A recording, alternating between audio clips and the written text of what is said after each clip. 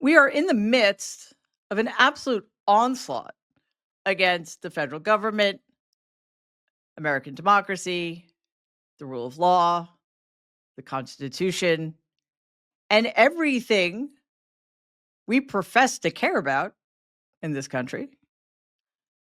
What we are seeing right now is what happens when small men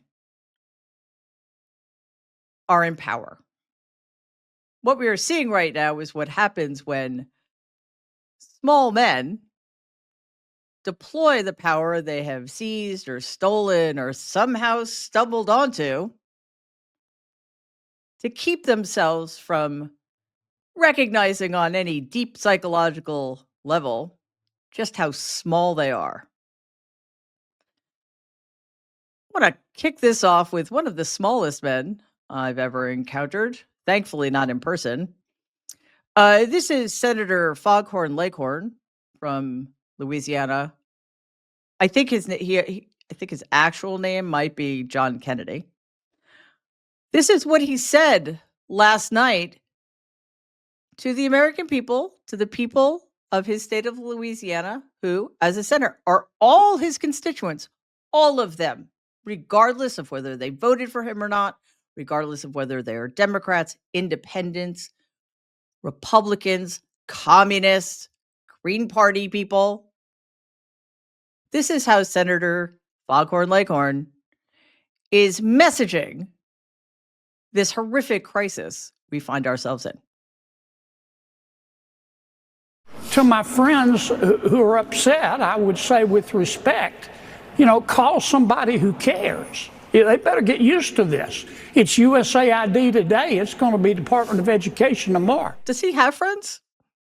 Does he know what the word means? You know what I know? That fucking asshole has 2 advanced degrees, one of which is from Magdalen College at Oxford University. So please, Senator Foghorn Leghorn, keep your shtick to yourself. And just say, I do not care about the American people.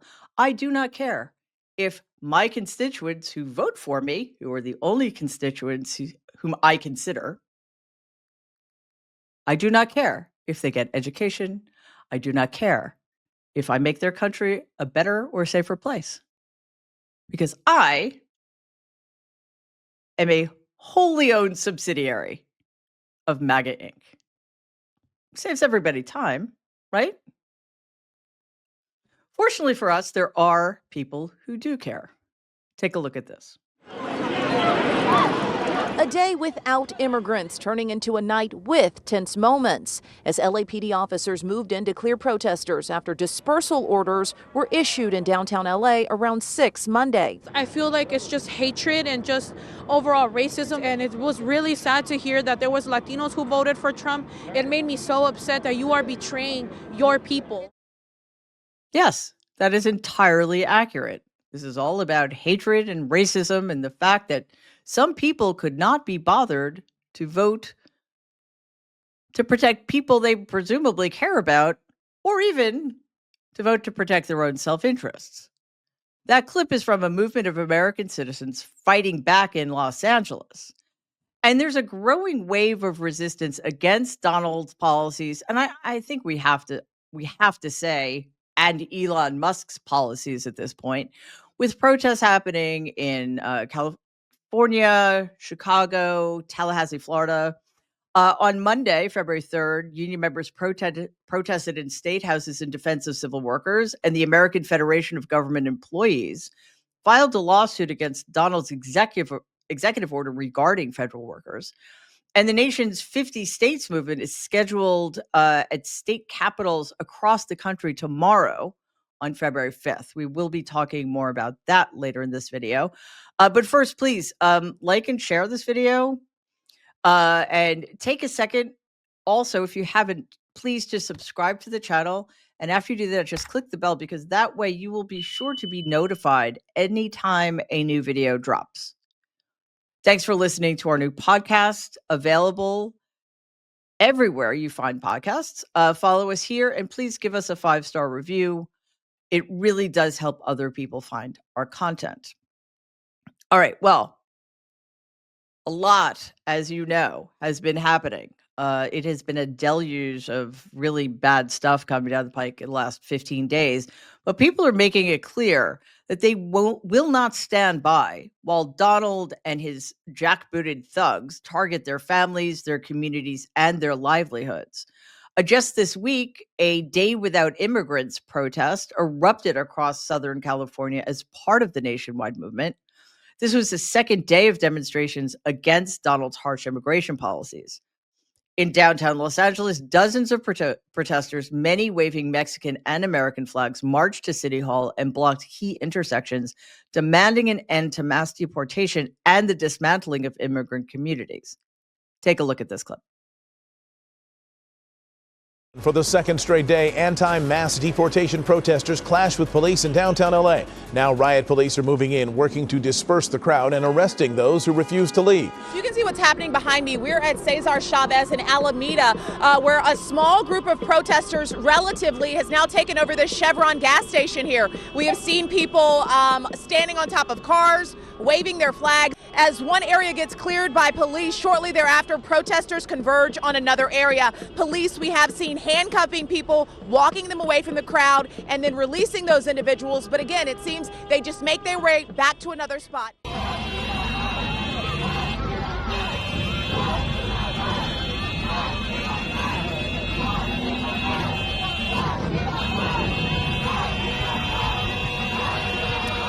As I mentioned earlier, union members have been protesting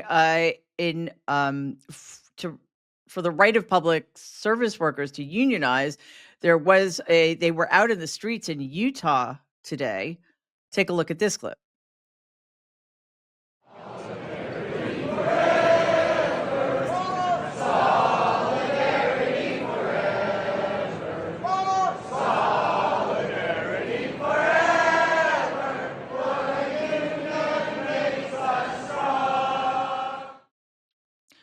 Those are much better words to that song. I suggest we all memorize them. Protests were also held in Dallas and McAllen, Texas. Here's another clip.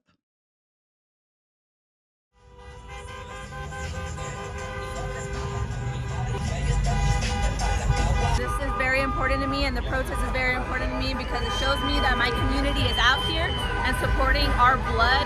Yes, we may be American, we are American citizens, but we also have blood, which is Mexican. That will never change. So I feel very supported with my community, and I am very happy with the outcome and how many people support us.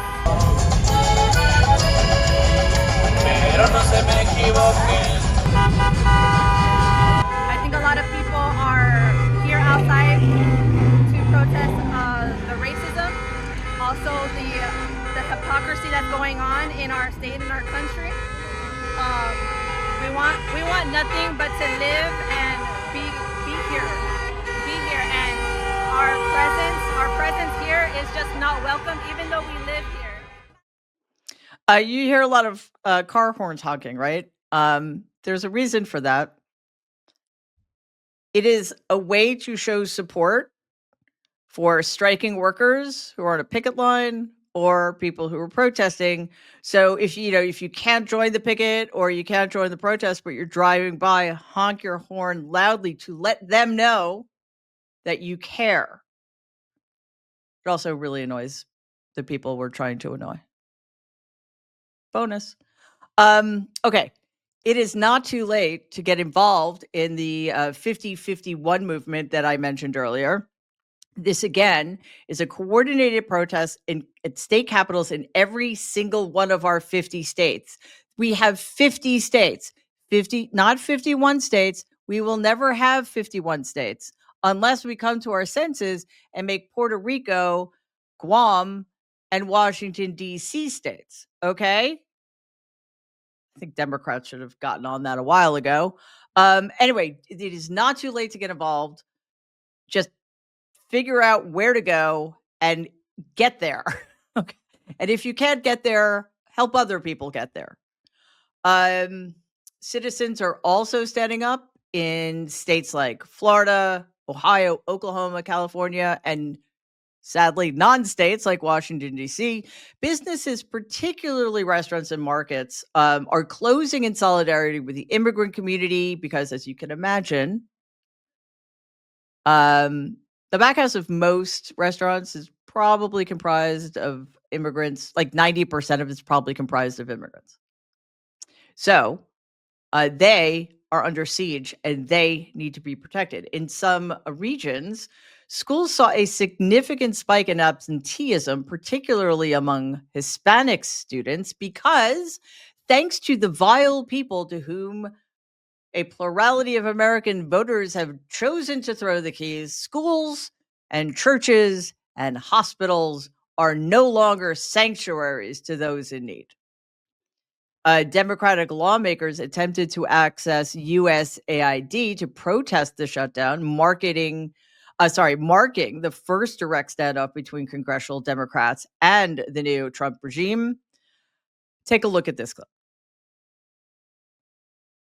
I've heard some murmurings in support of this outrageous, scandalous, illegal maneuver that they just need some time to do some studies for evaluations. Well, I've heard from multiple constituents working in USAID that they have removed all evaluations from the USAID website and they have shut down immediately, as of right now, all of the evaluations taking place of USAID efforts all over the world. This has nothing to do with evaluation. This is about termination and obliteration of the major foreign aid programs of the United States of America, all of which together total less than $40 billion.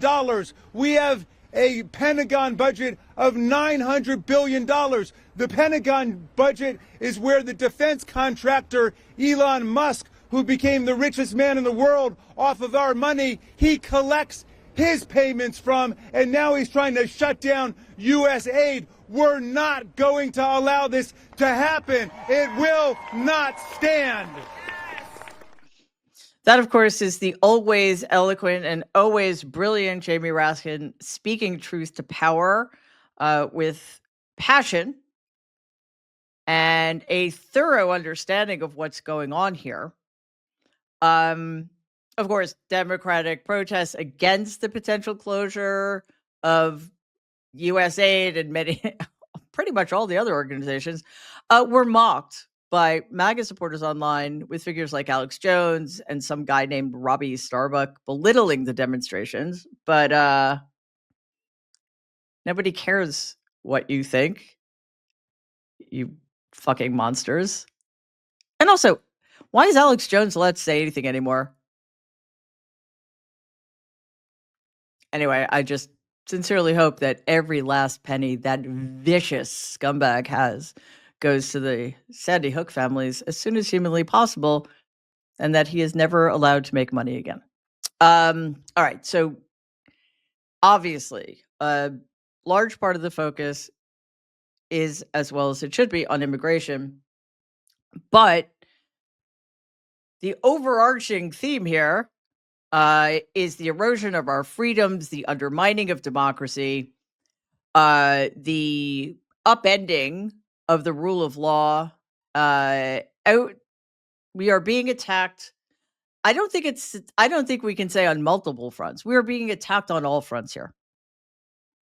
So let's take a look at another crucial battle that's taking place, because again, a lot of this stuff is going to have to go through the courts, right? So the American Federation of Government Employees has filed a lawsuit against Donald's regime over an executive order issued on January 20th. This is an order that seeks to strip job protections from federal employees working in policy influencing positions and to replace them with unqualified political appointees, also known as hacks. So AFGE is fighting back and filed this lawsuit to block the order, claiming that it, quote, violates existing regulations and bypasses necessary public comment periods, unquote. Chuck Schumer has already assured us that Democratic leaders are already in action to push legislation this week to, quote, prevent unlawful meddling, unquote, by Elon's Department of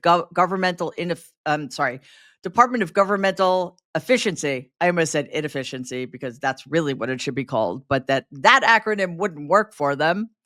And again, Doge is a fake thing. It is not a real governmental agency. Take a look at this clip of Senator Schumer. Now, before our very eyes, an unelected shadow government is conducting a hostile takeover of the federal government. Last Friday, Doge forcefully gained access to the Treasury Department's payment systems and to the most sensitive information of virtually every U.S. citizen. Donald Trump basically handed Doge the Social Security data of virtually every American citizen. Donald Trump gave Doge access to America's personal tax refund data. He gave Doge access to people's Medicare and Medicaid benefits, disability payment data, veteran benefit data. Worst of all, we don't know what Doge intends to do with this information. Yes, we do. The fact that what Senator Schumer just said, that Donald Trump, the deeply unwell old man who has no idea what's going on around him, has handed all of his authority over to Elon Musk, who is now using that authority to gain access to all of our Social Security information. The fact that that is not a headline in 80-point font in every single fucking newspaper in this country is part of the reason we're here. It also kind of beggars belief that they're still not taking this seriously. I just want to take a second just to remind you that Schedule F is what Donald or whatever, whoever's doing what Donald is letting them do, basically upends the ways in which civil servants are protected. Civil servants cannot be fired without cause. There's a process you need to go through. Also, civil servants are like almost totally nonpartisan. I'm not saying that they don't have political beliefs or they don't vote, although probably a lot of them don't. I'm saying they do not allow those beliefs to interfere with their ability to do the work they need to do for the American people. However, Schedule F will allow this regime to fire civil servants without cause. We have been seeing that in every single governmental agency in the last 15 days. Plus, it allows the new regime to place conditions upon a new employee's hiring that have absolutely nothing to do with actual qualifications, but instead give them loyalty tests to see what? If they are going to uphold and defend the Constitution of the United States of America? Are you kidding me? Who gives a shit about that anymore? It's a loyalty test to see if they're loyal enough to Donald Trump, which means they have absolutely no loyalty to the rest of us. So I look, again, very overwhelming, and you might be wondering if protesting does any good. I mean, I think historically we know that it does. It may not feel like it right now because there has been plenty going on in this country over the last couple of decades that deserved massive protests. And with the exception of the Women's March, I can't really think of anything that was protested in a way that it needed to be. And of course, we are in a different situation here. One protest is not going to do it. So, look, and also, I'm not at all suggesting that protesting is the only thing we can or should be doing. First thing, if you can, fight with your money. Businesses across the country, including restaurants, markets, distilleries, have closed recently or given employees paid time off on February 3rd to support a day without immigrants. Participating businesses included the likes of El Gallo Latin Market and other restaurants in Florida, High Bank Distillery, La Michoacana, La Dulce Vida, Pecan Penny's Barbecue, El Barco Mexican restaurants in Ohio of all places. Not Cracker Barrel. Multiple restaurants owned by the company Good Egg Dining in Oklahoma. In the DC area, La Casita Pupuseria and other Latin American eateries. In California, various businesses in San Francisco, Oakland, and Los Angeles. This protest aimed to highlight the contributions of immigrants and oppose Donald's executive orders, including efforts to end birthright citizenship, which is certifiably insane, as well as increased ICE raids, which is both insane and extraordinarily cruel. Participants also encouraged people to refrain from shopping, working, or attending school for the day. So I want to show you this clip to see some of the things that are going on right now. Well, new here at 4, labor advocate Dolores Huerta is now calling for a boycott of Target stores following the company's decision to roll back its diversity, equity, and inclusion initiatives. And she's not alone. There are 6 other companies she said should be boycotted as well. If you don't respect our community, then, you shouldn't have our dollars. Dolores Huerta, who co-led the successful United Farm Workers Great Boycott in the 60s and 70s, is getting ready to lead another, this time targeting Walmart, Lowe's, McDonald's, Ford, Meta, Amazon, and Target that have recently announced rollbacks to their diversity, inclusion, and equity programs that she says impacts not just communities of color, but disabled, LGBTQ+, women, and veteran workers. As for Amazon, I get it. I totally get it. I mean, who among us has not woken up in a cold sweat at 4 o'clock in the morning with the urgent need to have a peppermill delivered the next day, right? It's so flipping convenient. But we haven't always had Amazon. Like we used to be able to wait a few days, or we used to leave our houses and go forth into the world and buy stuff at local stores. Here's a list of companies and stores you should be supporting. Because again, we need to keep our eye on this. And the list of places not to go to, not to give your money to, is going to grow a lot. But right now, let's start here. Costco. Costco has stated in no uncertain terms that they will continue their DI initiatives. Also, they've raised their minimum wage to $30 an hour. And they are going to prove to these fascists that you can make a good profit while simultaneously, here's a concept for you, treating your employees with human dignity and respect and paying them a living wage. Also, please support Black, queer, women, and other minority-owned online businesses. Go to your local stores. I bet you any money there's a local store in your area that carries peppermills. Also, when spring rolls around, for those of you who have spring, sign up for something called a CSA box. CSA stands for Community Support Agriculture.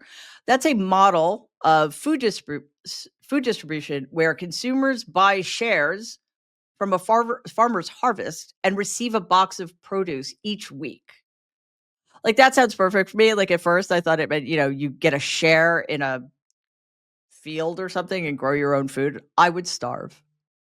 So this is perfect for me because I don't really want to starve, but I can also support the local farmers and my local economy. Because one, you will be stimulating your local economy, but you're also going to be buying fresh produce, which actually lasts longer and is probably better for you than the stuff you buy at Target. Many local growers pick and provide produce the day of rather than the average grocery store life of like it's a minimum like 3 days to 2 weeks. So that sounds like a very good thing to do. So please check all of that out. Local restaurants. Tipping service workers, first of all, never tip below 20% ever unless they intentionally throw something at you. Tipping restaurant workers well, besides being the right thing to do, also has a broader effect on your local economy because as a group, people like service workers in the restaurant industry spend more money at other local businesses. And I think that is true of most locally owned businesses, probably. Many local restaurants also focus on buying local produce, bringing direct growth to the local food available around you. But I'm not saying go support your local businesses no matter what, right? This is not a knee-jerk thing. You need to get to know them. You need to know what they stand for and who they're standing up to and who they're standing up for. Okay? So what does this all mean for what we're going through, where we're going? Obviously, I'm never, ever, ever going to tell you that you should not be worried. We should all be very deeply, deeply concerned about what's happening right now.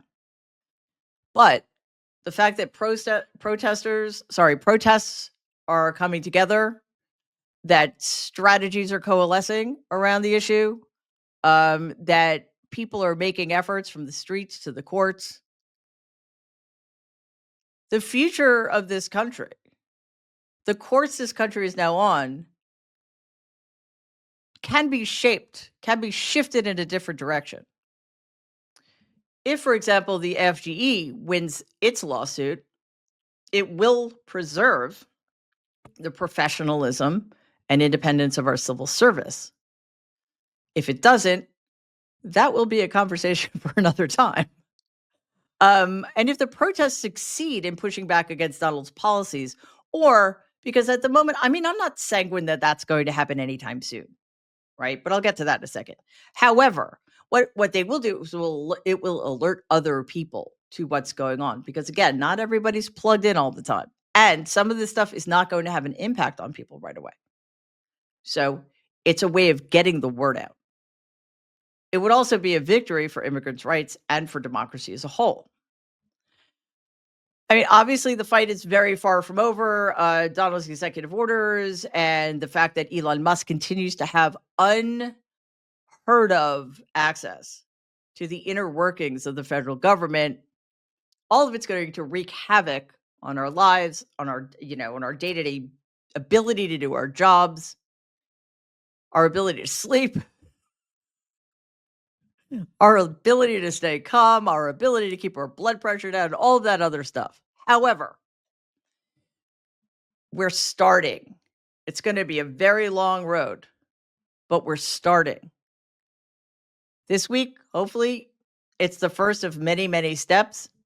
I believe wholeheartedly that all of this is necessary right now, but it is not going to be enough. This has to be a coordinated action across dimensions. Democrats in office have to go after this legally and legislatively. The rest of us, we need to, as we said, support whomever needs support. Support people who are on the right side of this issue. And be prepared, because this is the long haul here. We are going to need more and more protests, and they are going to need to get bigger and bigger and louder and louder. So hopefully you guys are feeling motivated by the protests and the lawsuits. So if so, share this video with your friends and your family who might be interested. And let's keep the conversation going. Make sure, first of all, to subscribe to the channel if you haven't already. And click the bell again so you're alerted when new videos drop. Leave a comment underneath the video and just, let us know what you're thinking. Let us know what your experiences are if you go to a protest, either the ones tomorrow or others. And just know that we are absolutely in solidarity fighting for the future of our country, our democracy, and our fellow human beings. Thank you. Please take a second and like and share this video. Be awesome if you could subscribe to the channel. If you're listening to us in podcast form, please follow us and give the show a 5-star rating because it really does help other people find our content. Thanks.